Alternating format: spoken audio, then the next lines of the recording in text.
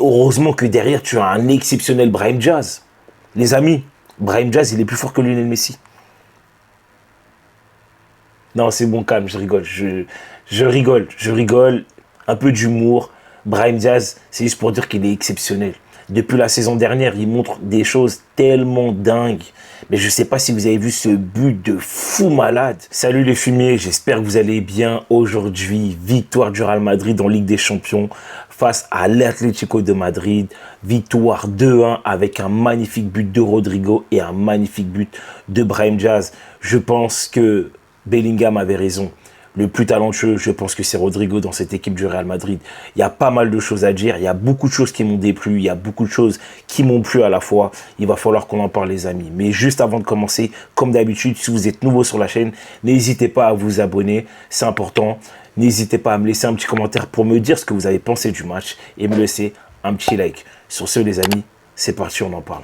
Bon, les amis, comment dire que le Real Madrid a super bien débuté, a attaqué ce match-là avec de l'envie, de l'impact, de la percussion et surtout avec un magnifique but de Rodrigo.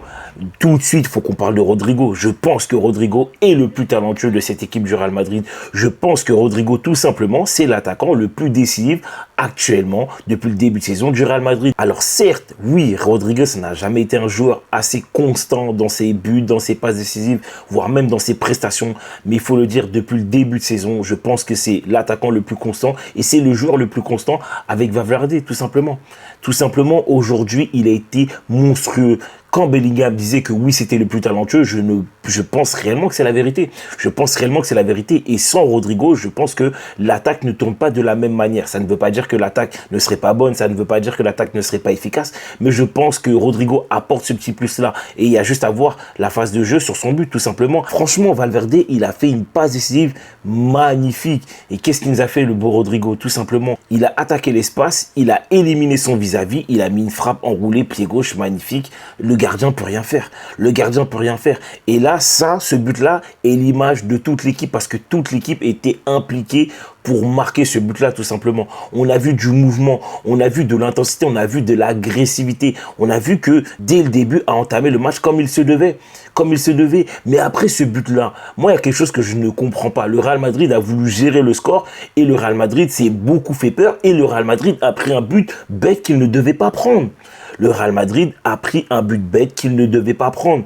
Comment on peut m'expliquer que Jiménez mette un top but comme ça face à Thibaut Courtois? Alors le but, le gardien peut rien faire parce que la balle, laisse tomber, elle est enroulée comme pas possible. Mais Camavinga, il faut qu'on parle de sa prestation. Aujourd'hui, Camavinga, il n'a pas été bon. Camavinga, tout le temps, il fait des erreurs, soit de placement, soit des erreurs tout simplement de récupération. Il essaye de récupérer le ballon, mais il met pas, comment dire, l'agressivité qu'il faut. Il glisse, il tombe par terre bizarre, il essaie de se relever. Et en plus de ça, quand il se relève, tout simplement, le ballon revient dans les pieds de Alvarez. Et derrière, Alvarez, il met une frappe enroulée, mais comme c'est pas permis, il a mis un but à la FIFA, les gars. Aujourd'hui, Alvarez, il a mis un but à la FIFA. Mais regardez l'attitude de Camavinga. Camavinga remonte tout simplement sur Alvarez tranquillement. Il ne l'attaque pas à fond. Il n'attaque pas à fond. Et ça, c'est le syndrome de Camavinga tout au long de la saison. Alors oui, je sais qu'il a beaucoup été blessé. Il n'y a pas de problème, je l'entends, mais je suis désolé. Cette saison, aujourd'hui, Camavinga nous a coûté beaucoup trop de buts. Et il faut qu'on parle de lui. En fait, il faut qu'on parle de lui. Je suis en train de bégayer tellement que ça me rend ouf, les amis. Tellement ça me rend ouf. Camavinga, tactiquement, il n'est pas bon. Défensivement, il n'est pas bon. Offensivement, il n'apporte plus rien. D'habitude, Camavinga, il joue avec insouciance. Camavinga, c'était un joueur qui pouvait récupérer le ballon et qui pouvait casser des lignes. Il pouvait dribbler un joueur, deux joueurs. Et souvent, l'adversaire était obligé de faire une faute pour lui prendre le ballon. Enfin, tout simplement pour couper l'action. Mais ce Camavinga-là, il est passé où? Moi, je vous le demande. Il est passé où? J'arrive plus à le voir. J'arrive plus à le voir. Première, deuxième mi-temps, il n'a pas été bon.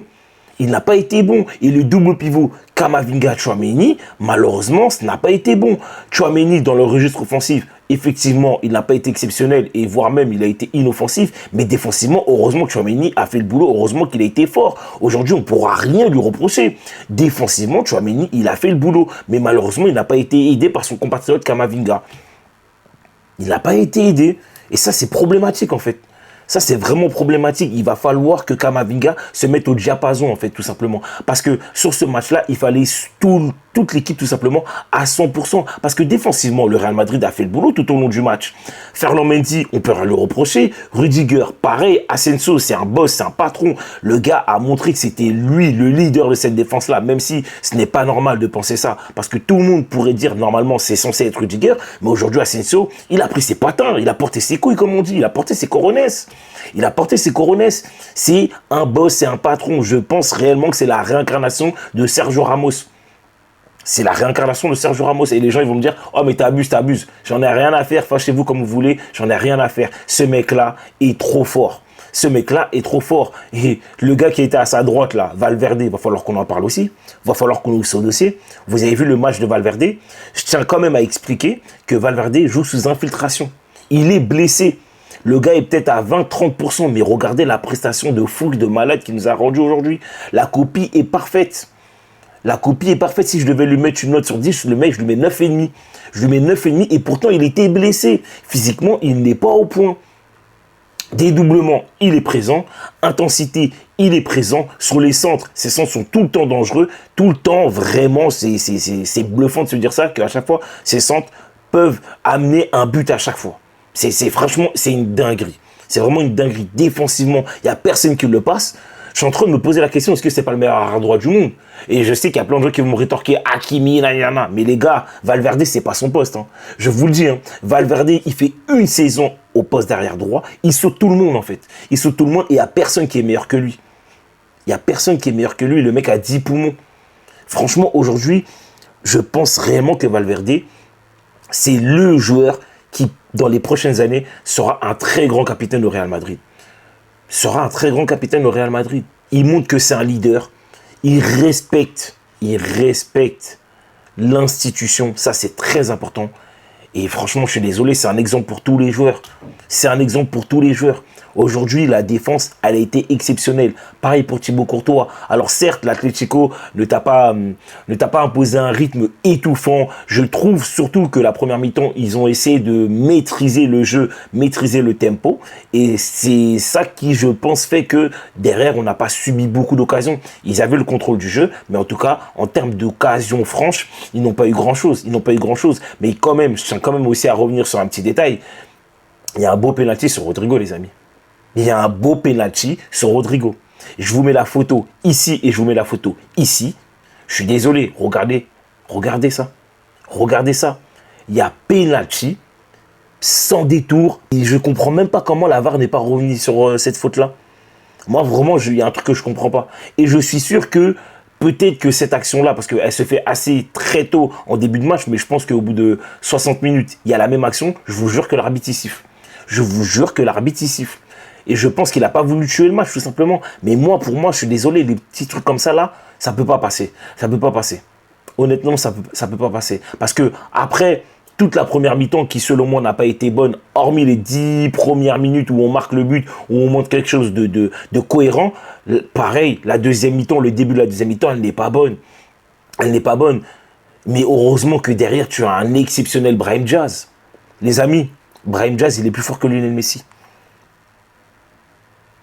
Non, c'est bon, calme, je rigole. Je rigole. Un peu d'humour. Brahim Diaz, c'est juste pour dire qu'il est exceptionnel. Depuis la saison dernière, il montre des choses tellement dingues. Mais je ne sais pas si vous avez vu ce but de fou malade.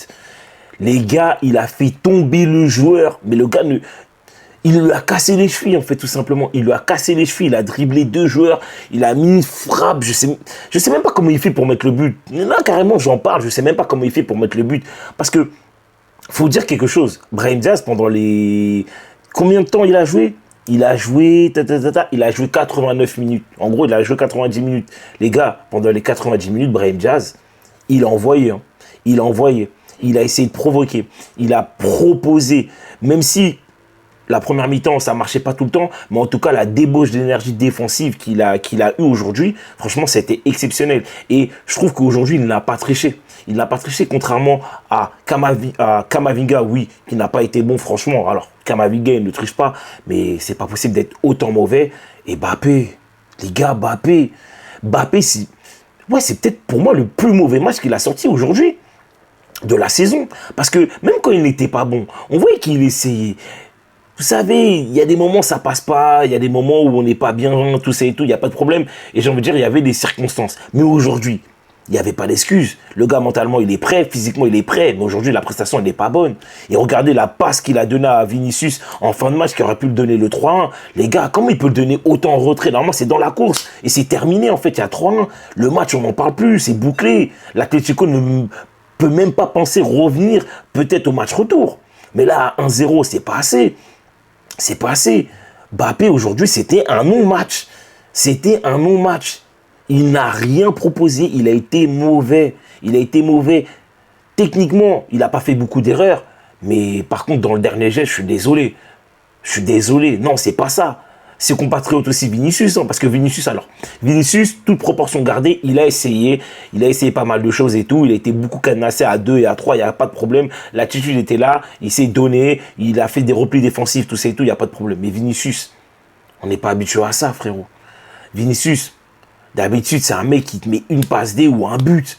Vinicius, d'habitude, il déstabilise à chaque fois l'équipe adverse et à chaque fois, il se passe quelque chose, même si c'est pas lui qui marque, mais derrière, après, tu as un but de Mbappé ou autre. On n'a pas vu tout ça. On n'a pas vu tout ça. C'est pas bon. C'est pas bon. Vinicius, Mbappé, aujourd'hui, c'est dégueulasse. Camavinga, je vous en parle même pas. Pour moi, ce sont les 3 maillons faibles de ce match-là. Parce que tu veux reprocher quoi d'autre? Tchouaméni, le pauvre, il était esselé. T'as eu qui? T'as eu Brahim Diaz, il s'est donné à fond.